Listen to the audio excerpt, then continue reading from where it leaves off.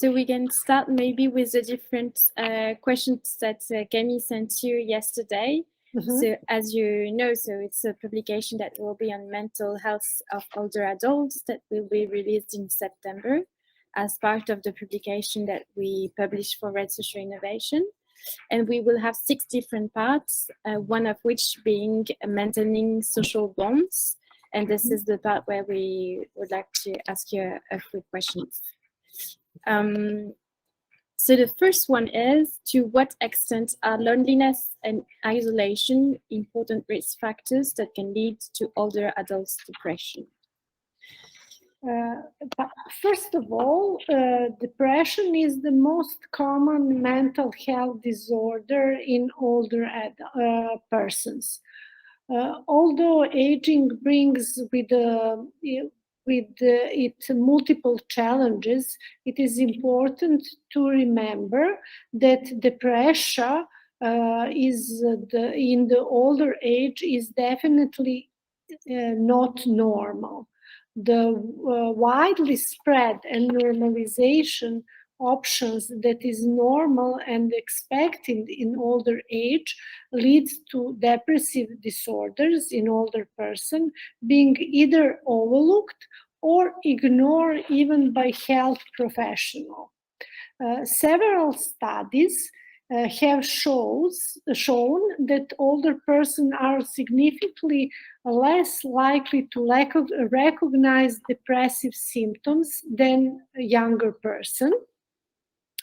They attribute them to the normal courses of aging or physical condition, and in addition, patients and their doctors often see depression as a problem that is expected instead a condition to be treated. Some research shows that only 20% of older people with a depressive disorder are diagnosed or treated. And now, and you asked me about risk factors for depression in older age, is grief over loss, sleep problems, disability, previous depression, as well as gender, because female is in higher risk of depression than men. Loneliness and social isolation are another risk factor in old age.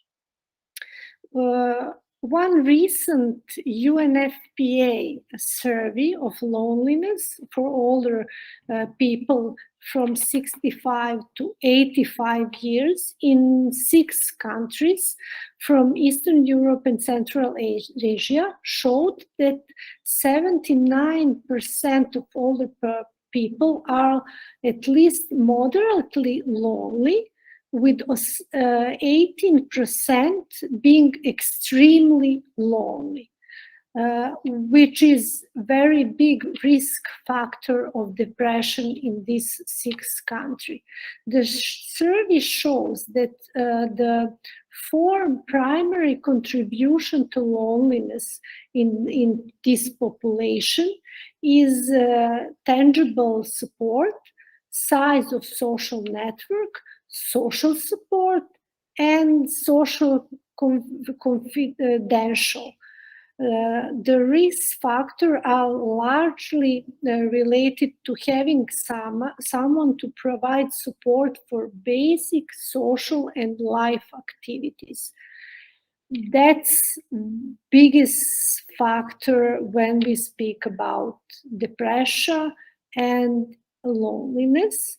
And for the end, loneliness may lead to the serious health related consequences, mental health, and of course physical health for the older adults. Okay, and so the second question was, we wanted to know if there are some geographical disparities in Europe on this question of isolation of the older people public, and what can it say from European societies? What does it say? And maybe you can talk here to illustrate the case of Serbia. When we speak about geographical differences in Europe, we need to know the prevalence of the studies shows that the prevalence of loneliness among older population varies greatly across the Europe. More than 30% of older people in Romania, Bulgaria, Greece stated to have felt lonely. More than half of them of the time, most of the time, or all of the time. In last two weeks, somewhat less, but still over 20% said that some in Hungary and Lithuania, as well as in Italy and Cyprus, Portugal and France. The lowest share of older people reporting frequently loneliness was found in Denmark, Sweden, Finland, and Ireland. In a number of countries such as Portugal and Spain, for example, older people report both the relatively high degree of social contacts and loneliness. Most affected by lack of emotional support are older people from countries like Slovakia, Bulgaria, Lithuania, Latvia, Czech Republic, and Italy. In these countries, more or close to 20% of older people have nobody to discuss about intimate matters with. And now to conclude, this result indicates that loneliness and social isolation are more common among older people living in Southern and particularly Eastern Europe than in Northern and Western part of the continent. This variation must be interpreted as a result of various factors, including individual and societal characteristic, and intersectional between these two factors. Difference in social norms, difference when we speak about obligation of the families, difference about some social networks with older person. That's something we need to see more, or to study, to do some research more, to find what is difference between these two parts of the Europe. When we speak about, for example, Serbia, there is a link between social isolation and the risk of depression. Our last study, done by 2016, shows that among more social active older person, or among our older volunteers, there is 28% rate of mild or moderate clinical depression. And this percentage raises when we speak about the people who are not active. It's raised to 42%. And because of that, we need to motivate all the people to become volunteers in our Red Cross and Red Crescent movement. Thank you, Natasa. As it's actually surprising to me that there's the country you mentioned are the one most affected. It's not maybe the thing we have in mind. Yeah, next question was about the COVID-19 crisis. So to what extent would you say that the COVID-19 had dramatic consequences on the isolation of older adults in Europe. Yeah, COVID-19 is changed our life extremely, not only for the older adults, but for all of us. And the research shows that COVID-19 pandemic and the measures taken by governments to contain it have disproportionately affected older people among older population group, and have different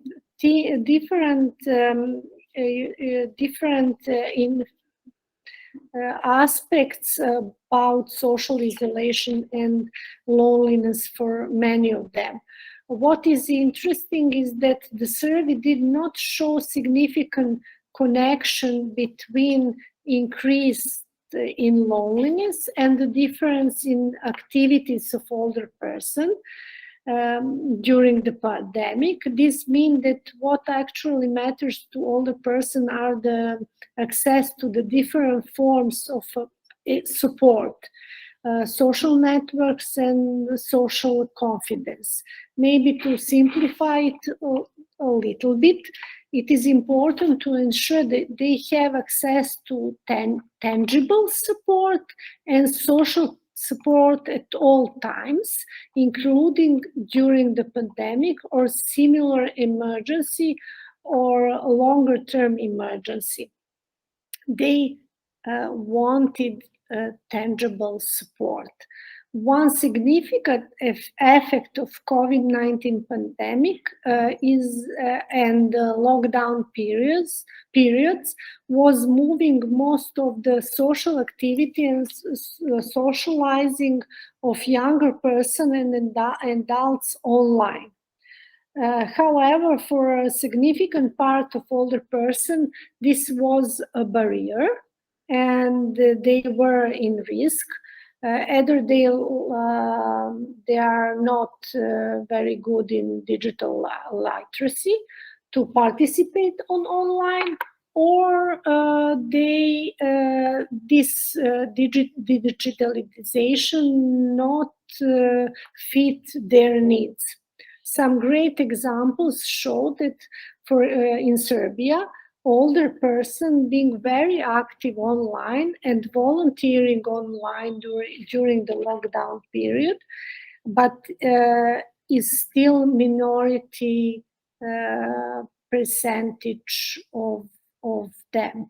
But as I said previously, the tangible support is very important for older person, not only during the COVID-19 and during the emergency, but all the time. Okay, and do you have to illustrate all of these concrete examples of some initiatives that help to promote intergenerational bonds in Europe, and how does it contribute to the well-being of older adults and to their mental health? Okay, I can tell you about 3 of them. Great. One is from Serbia. There are many examples in Serbia in the similar communities where the Red Cross of Serbia runs its healthy aging program activities, and older persons have structures workshop with younger person or children, and they exchange folk tales, but also practical skills. For example, children may learn how to knit or sew, while older person can learn how to use smartphone and intergenerational internet. Of course, in Serbia, after the lockdown, we have one very good project. Older person and young person together shooting different films about intergenerational solidarity, and it was very good practice example immediately after lockdown. And of course, we have a different good practice example. For example, children from the kindergarten came to the our clubs for the older persons, and they doing different things together. That's one thing. Another thing is, I think I think it's a Slovenia example. For example, Slovenia has intergenerational daily center funded by a local government, and then people from all of three generations, young people, older people, and people who are now in their working period, and they have different activities, cooking, kindergarten, or different things. And that's good because local government recognize capacity of all three generations. And last good practice example for me is from France. That's Association Le Paris Solidaire. I don't know French, but I don't know is I. Les Pères Solidaires? Yeah, which has existing since 2004. Within activity develops the connection between young and older person through intergenerational exchange. It is about the connection to generation, the older ones who live in a free flats and who need extra income or need some kind of help, and students who need an apartment in Paris and other French cities. The mission of this association is to connect different generations and their needs, which is also an opportunity to create intergenerational exchange. Such activities provide older person with several important benefits: reduce loneliness, increase sense of security, additional income, and on the other hand, allow students to get cheaper housing. The economic model is in the spirit of exchange of solidarity and agreements. And for me, this example is very good, and it will be great that we have here in Belgrade, when we have older people who live in big flats and they don't have big income, and it will be great to have this kind of intergenerational activities. Thank you so much. Yeah. And we will actually highlight in the publication an initiative which is from the Netherlands, which is called Humanitas, and which has exactly the same concepts than Le Paris Solidaire. So it's a very nice and interesting initiative. I didn't know about that. Yeah. Thank you. And to finish, the last question was, generally speaking, what should be done to fight older adults' isolation, and what could be the role of the Red Cross Red Crescent movement? Well, it's a very complicated question when we speak about movement. My first idea is that when we speak about volunteering, when we speak about volunteering management, about the different activity, and when you saw all volunteer from the Red Cross and Red Crescent movement, we always forgot older person. Volunteering in old age is a good example how to fight older person, how to help older person for their mental health and for their physical health. And we need more good practice example in our movement about volunteering in old age. For example, we have older volunteer who participate 2 times in open-ended working group on aging in New York. We need to send our volunteers in a different task to fight for their rights. That's one thing. And if we speak about this national level, we need developing different in social communities are a key approach to dealing with the loneliness. Persons who are isolated need to be recognized, and we need to provide them with the social interaction. In this case, transportation is a major component, as well as mobilization of youth and other community volunteers to become friendly visitors via phone or in-person visit. So the important things is that communities and society as whole need to think about multiple dimensions that create communities welcoming, safe, and friendly, not only for the older person, but for all ages. Safe and reliable public transportation, public spaces for all.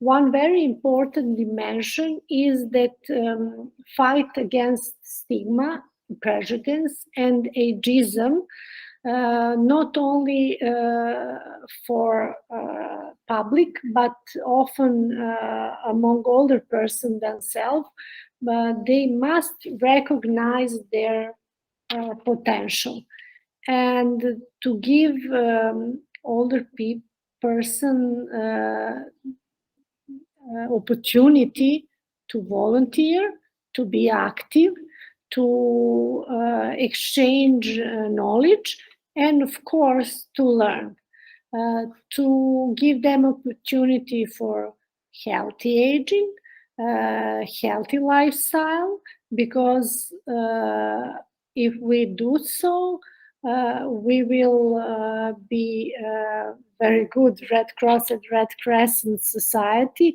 because healthy aging starting in a kindergarten, that we need to emphasize. And finally, it is very important to have targeting support for all older persons who are lonely. Then we'll take into the consideration that persons are different, and that one size fits all approach may not provide result. Matching the intervention with the individuals or targeting population needs sounds like the most natural thing ever. But in practice, we all often just try to use the solution that have worked before somewhere else, that will not be helpful, because give opportunity to older person to design activity for their peers and for them. That's for me. Thank you. Thank you so much, Natasha. That was super, super interesting. And I think your point about volunteering it's true that we don't think about volunteering as a way to also involve other adults into society, but it's definitely a good point. For me, really, I think that we don't recognize older person as a volunteer, as a volunteers when we speak about volunteer management.